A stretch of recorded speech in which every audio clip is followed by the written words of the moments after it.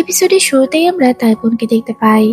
তাইপন তো লাইটের মাধ্যমে নেগেটিভটাকে দেয়ালে ফুটিয়ে তোলে, যেখানে বিভিন্ন রকম ছবি আসতে থাকে।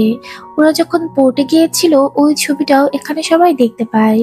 এছাড়া মাজিদ মাত্র একটা নোট দিয়েছিল, যেটাও স্পষ্ট বোঝা যাচ্ছিল, আর কাস্টম অফিসার এটা নিয়ে নিয়েছিল। আর তারপর দুজন দুজনকে হাগ করেছিল। এরপর আমরা দেখি যে সিয়ন তো লাইট জ্বালিয়ে দেয়, আর এটা দেখে মাজিদ কান্না করতে থাকে যে ওকে বাঁচানোর জন্য ওরা কতটা কষ্ট করছে। সিয়নও অনেক খুশি থাকে যে ওরা ফাইনালি প্রুভ করতে পেরেছে। আর তারপর জাসকে সবকিছু দেওয়া হয়। উনি সবকিছু দেখার পরে ওদেরকে তো বাঁচিয়ে দেয়। মাজিনকে ফাইনালি মুক্ত করে দেওয়া হয়, আর পেপারে সিলও দিয়ে দেওয়া হয়। ওদের কোম্পানির প্রোডাক্টগুলো সবাইকে নিতে বলা হয়, কারণ ওদের উপর আর কোনো কেস থাকে না। ওরা এই পেপারটা থানা থেকে সংগ্রহ করে নেয়। এরপর আমরা দেখি দেবন আর সিয়ন তো এটা পাওয়ার পর খুশিতে লাফাতে থাকে। তারপর সিয়ন ওই ঘড়িটা খুলে ওকে দিয়ে দেয়, বলে ওই লোকটা তোমার এই ঘড়িটা ফেরত দিয়েছে। সিয়ন অনেক খুশি হয়ে যায়। কিছুক্ষণ পর মাজিন সেখানে চলে আসে, আর তারপর ওরা তো সবাই একসাথে লাফাতে থাকে। ফাইনালি মাজিন ছাড়া পেয়ে গিয়েছে, কিন্তু বেচারার গা দিয়ে অনেক গন্ধ বের হচ্ছিল। তাই তাইপন বলে তুমি তাড়াতাড়ি গোসল করে ফেলো, তোমার গা দিয়ে প্রচুর গন্ধ বের হচ্ছে। তখনই ওদের একটা কথা মনে পড়ে যায়, আর মাত্র 1 ঘন্টা সময় আছে, পোর্টে ওদের জিনিসগুলো না হলে নষ্ট করে ফেলা হবে। তখনই মিস্টার চ্যাং চলে আসে, আর বলে তাড়াতাড়ি পোর্টে যেতে হবে, কিন্তু আমরা গাড়িতে যেতে পারবো না, কারণ রাস্তা সারা হচ্ছে সামনে, গাড়ি নিয়ে ঢোকা যাচ্ছে না। তখন আমরা দেখি মাজিন খেয়াল করে একটা লোক বাইক নিয়ে যাচ্ছে। ও এটা দেখার সাথে সাথে প্ল্যান করে ফেলে, আর তারপর তাড়াতাড়ি গিয়ে ওখান থেকে ওই লোকটার একটা বাইক নিয়ে নেয়, আর বলে এই বাইক নিয়ে আমাদেরকে যেতে হবে। তিপন বলে আমি কিসে যাব? তখন মাজিদ বলে তোমার যেটা খুশি সেটাতে আসতে পারো, আগে আমরা চলে যাই। এরপর মাজিদ তো সেনকে নিয়ে চলে যায়। তিপন বেচারা বিপদে পড়ে যায়। তখন ওর সামনে একটা সিএনজি দেখতে পায়। এরপর আমরা দেখি যে মাজিদ তো ওকে নিয়ে যাচ্ছিল, আর সিয়নকে সে সরি বলে, বলে আমি তোমাকে অনেক আজে বাজে কথা বলেছি, তাই আমাকে ক্ষমা করে দিও। কিন্তু সিওন কিছু শুনতে পাচ্ছিল না, কারণ প্রচুর বাতাস হচ্ছিল। এদিকে আমরা দেখি তারপর তো ওই সিএনজিটা নিয়ে নেয়, আর তারপর ওদেরকে ফলো করতে থাকে।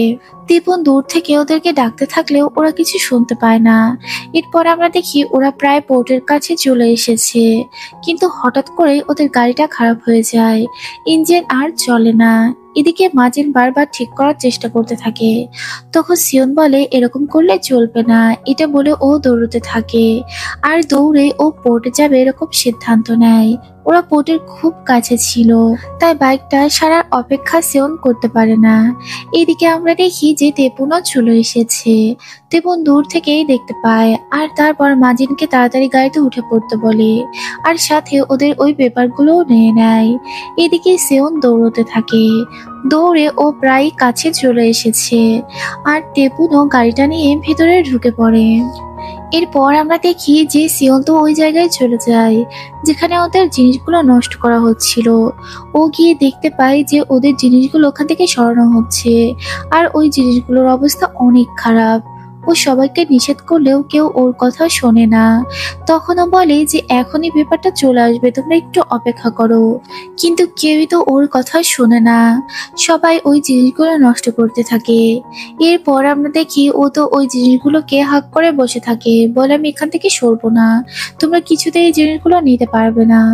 তখনই সেখানে তেপন চলে আসে, আর তারপর ও কোনো কিছু না ভেবেই জোরে করে স্টার্ট দেয় গাড়িটা, আর তারপর ওইদিকে গাড়িটা নিয়ে চলে যায়। সেখানে একটা গেট মতো ছিল, যেটাকে ও ভেদ করে চলে যায়, আর এই গেটটাও তো ভেঙে যায়। এরপর আমরা দেখি ও সোজা ওই গাড়িটার সামনে গিয়ে দাঁড়ায়, আর ওই ক্রেনের মাথাটা ওদের গাড়ির মধ্যে ঢুকে পড়ে। এতে করে ওদের বড় বিপদ হতে পারতো।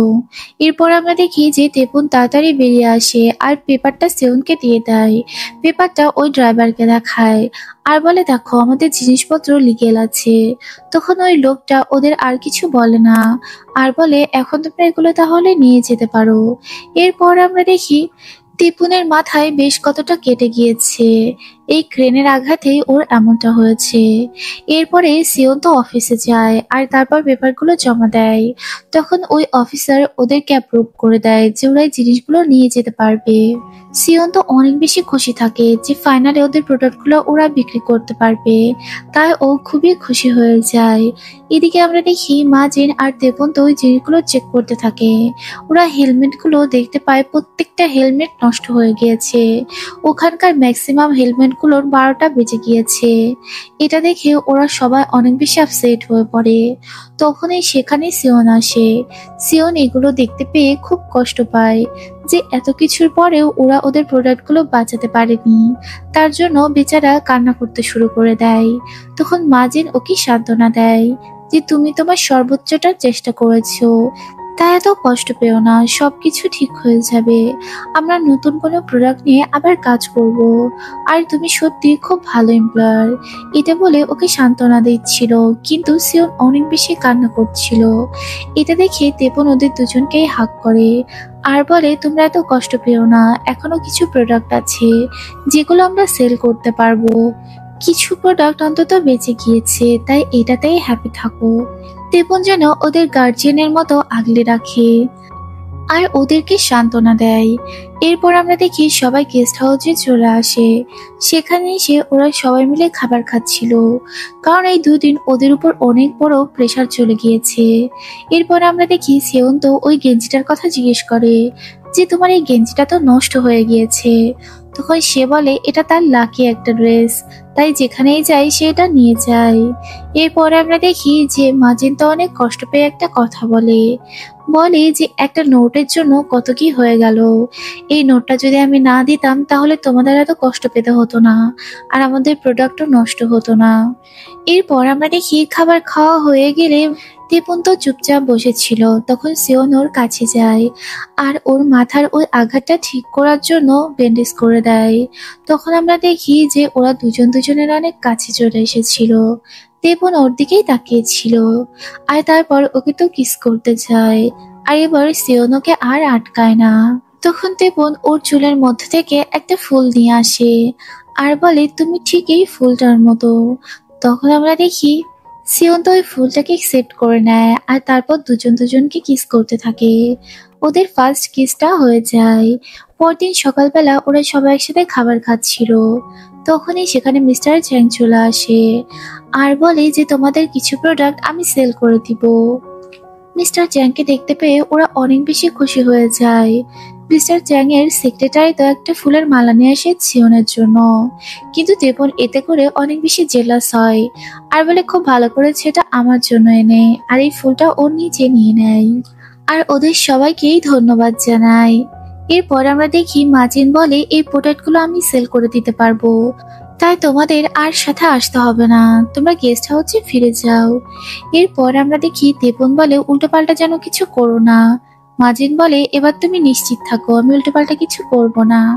এরপর ওরা তো ওই কিছু প্রোডাক্ট নিয়ে ওখান থেকে চলে যায় আর ওদেরকে বিদায় জানিয়ে দেয়, কারণ এই প্রোডাক্টগুলো বিক্রির পরে ওরা এখান থেকে চলে যাবে।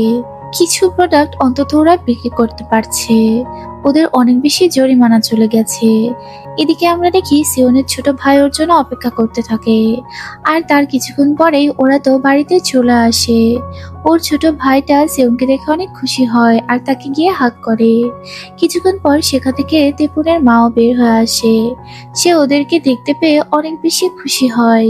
সে তার ছেলেকে দেখতে পেয়ে বেশ খুশি হয়ে যায় আর গ্রান্ডমাও বেরিয়ে আসে। কিছুক্ষণ পর সেখানে মিহুও চলে আসে। তারপরে আমরা দেখি ওরা একটা লাগেজ খুলে সবার জন্য ওরা গিফট নিয়ে এসেছে। তেপনের মায়ের জন্য একটা ব্যাগ নিয়ে এসেছে আর এদিকে আমরা দেখি মিহুর জন্য সিওন একটা লিপস্টিক নিয়ে এসেছে, যেটা সেটা ওর একেবারেই পছন্দ ছিল না। এটা দেখে সিওতে স্মাইল করতে থাকে আর এদিকে মিহু অনেক বেশি রেগে যায় আর ওরা এইসব নিয়ে হাসাহাসি করতে থাকে। এদিকে তেপনের মা অনেক রাত পর্যন্ত তেপনের জন্য অপেক্ষা করতে থাকে, কিন্তু তখন আর সেখানে তেপন আসে না। সে তো অনেক বেশি আপসেট হয়ে যায় যে সে তার ছেলের সাথে একটু কথা বলবে, কিন্তু সে কোথায়। সে ওখানে অপেক্ষায় করতে থাকে আর ব্যাগটা নিয়ে বসে থাকে। এরপর আমরা দেখি যে সিওন আজকে ওর ভাই বোনের কাছে গিয়ে ঘুমিয়েছে। তখন মিহু বলে, কি ব্যাপার, তুমি এখানে কেন ঘুমিয়েছো, তুমি গ্র্যান্ডমার কাছে কেন যাওনি? তখন সিয়ন বলে, আজকে আমি তোমাদের সাথেই থাকতে চাই, কারণ আমি তোমাদেরকে অনেক বেশি মিস করেছি। এদিকে দেবন তো অফিসে থাকে, ও তো সবকিছু দেখছিল। আসলে ওদের অনেক লস হয়ে গিয়েছে, থাইল্যান্ডে গিয়ে ওদের অনেক বেশি জরিমানা দিতে হয়েছে সবকিছুর জন্য, তাই ওরা খুব বেশি লাভ করতে পারেনি। আর এতে করে ওদের অবস্থাও এখন অনেক খারাপ। দেবন কিছুতেই বুঝতে পারছিল না ওরা কি করবে। তারপরে তেপন ওর বাবার অফিসের মধ্যে যায়, সেখানে গিয়ে ও একটা গান ছাড়ে, যেটা ওর বাবা প্রায়ই শুনতো। আর সবকিছুই টাচ করে দেখতে থাকে। ও যেন সবকিছুকে খুব বেশি মিস করছিল। অফিসটার মধ্যে ও ঘুরে ঘুরে সবকিছু দেখতে থাকে। আর কিছুক্ষণ পর ওখানকার সমস্ত লাইট বন্ধ করে দিয়ে ও ওখান থেকে চলে যায়। পরদিন আমরা দেখি দেবন আর সিয়ন্ত মেট্রোতে থাকে। ওরা অফিসের দিকে আসছিল, কিন্তু অনেক ভিড় থাকায় ওরা খুব কাছাকাছি চলে আসছিল। তাই দেবন ওর মুখটা ঢেকে দেয় পেপার দিয়ে, আর বলে, আমার দিকে তাকিও না, আমি খুব শাই ফিল করছি। এরপর আমরা দেখি হঠাৎ করে দরজাটা খুলে গেলেই সিয়ন পড়ে যাচ্ছিল। তখন দেবন ওকে ধরে ফেলে, আর এতে করে সিয়ন অনেক বেশি লজ্জা পেয়ে যায়, আর তাই সত্যি নিজের মুখটা ঢেকে রাখে। তারপর আমরা দেখি ওরা একটা জায়গায় স্ট্রিট ফুড খায়, কারণ সকালে কেউ ওরা নাস্তা করে আসেনি। ওরা যেন খাওয়ার জন্য পাগলের মতো দাঁড়িয়ে ছিল। আর তারপর ওরা দুজন একসাথে খাবার খেতে শুরু করে, আর এতে করে দুজনের মুখেই খাবার লেগে যায়। তখন দেবন ওর মুখটাকে মুছে দেয়, আর তারপর এদিকে সিয়নও দেবনের মুখটা মুছে দেয়। খাবার খাওয়া হয়ে গেলে সিয়ন্ত বলে, চলো আমরা অফিসের দিকে যাই। এটা বলে সিয়ন অফিসের দিকেই যাচ্ছিল। তখন দেবন ওকে দাঁড়াতে বলে, আর বলে, আমরা আমাদের অফিসটাকে চেঞ্জ করেছি, তুমি আমার সাথে এসো। সিয়ন যেন বিশ্বাস করতে পারছিল না। ও ভাবছিল হয়তো অফিসটা অনেক বড় করেছে। তারপর ওরা একটা জায়গায় এসে দাঁড়ায়, গলির মধ্য দিয়ে আসে। তারপর আমরা দেখি ও তো সত্যি একটা জায়গা সুন্দর ডেকোরেট করেছে, আর বলে যে এটাই আমাদের নতুন অফিস। তখন সেখানে মা জিনা চলে আসে। ওরা সবাই অনেক বেশি এক্সাইটেড থাকে নতুন অফিস নিয়ে।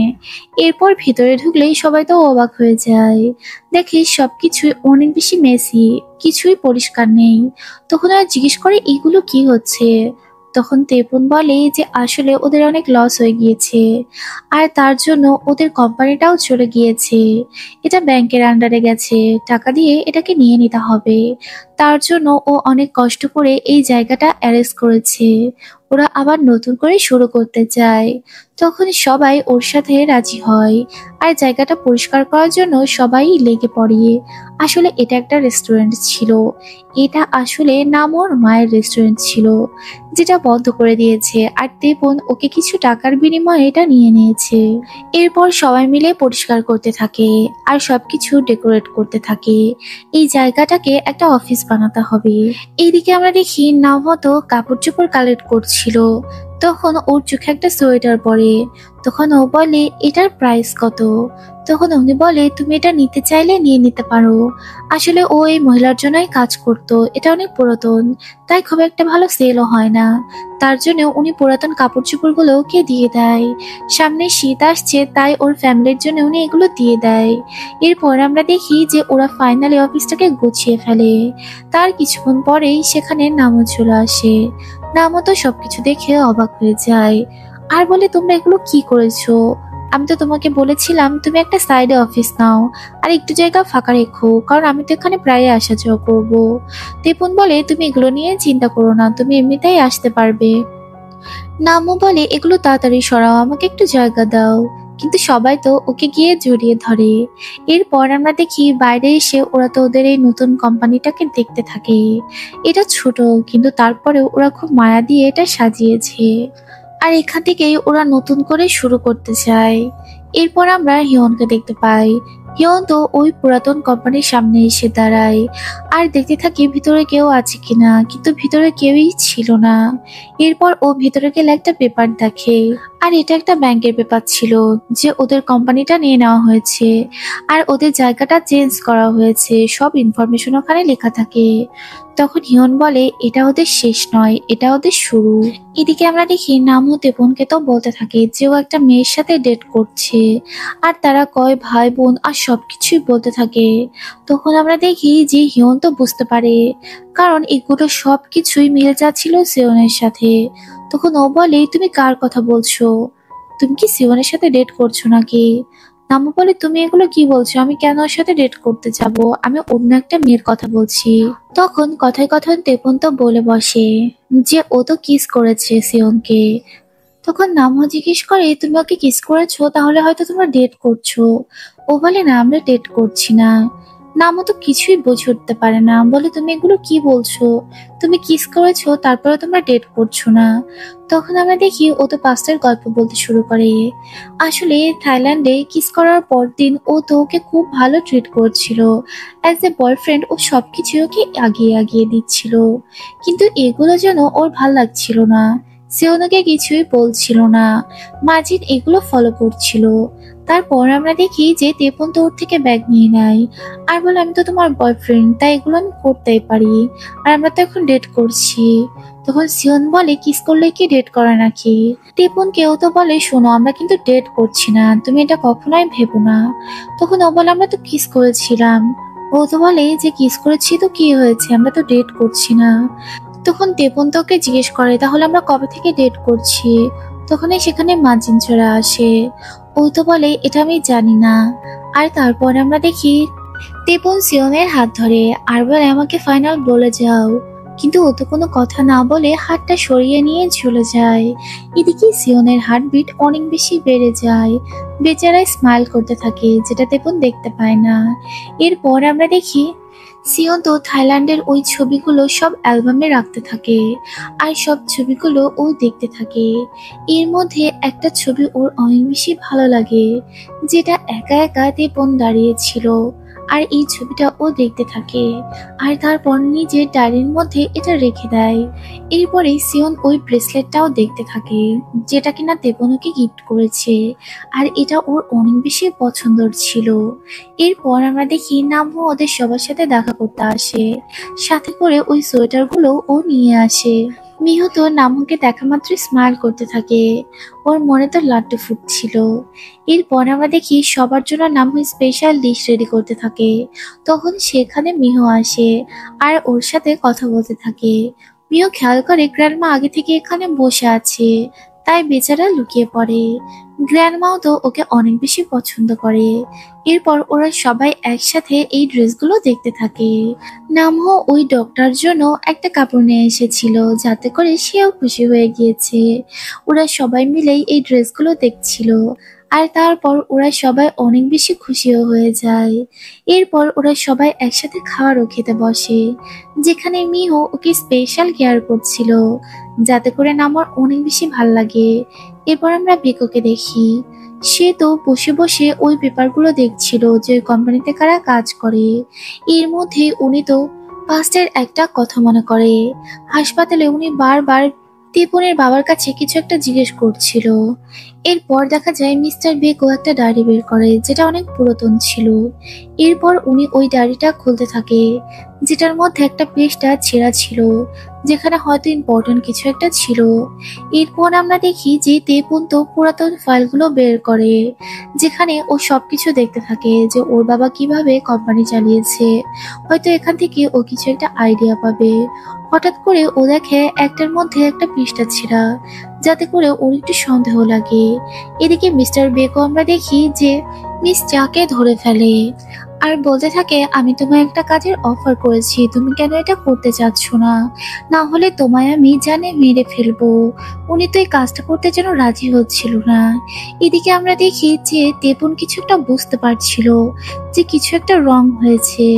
তখনই সেখানে ওদের বাঘটা একবার যাচ্ছিল আবার আসছিল। তারপর আমরা দেখি ও কিছু একটা বুঝতে পারছিল। আর এই মোমেন্টেই এই ড্রামাটির এপিসোডটি শেষ হয়ে যায়। তো তোমাদের এই এপিসোডটি কেমন লাগলো অবশ্যই কমেন্টসে জানাতে ভুলবে না। আর ভিডিওটা ভালো লাগলে একটা লাইক করে দিও। পরবর্তী এপিসোড দেখার জন্য চ্যানেলটার সাথেই থেকো আর একটা সাবস্ক্রাইব করে দিও। Thanks for watching. আল্লাহ হাফেজ।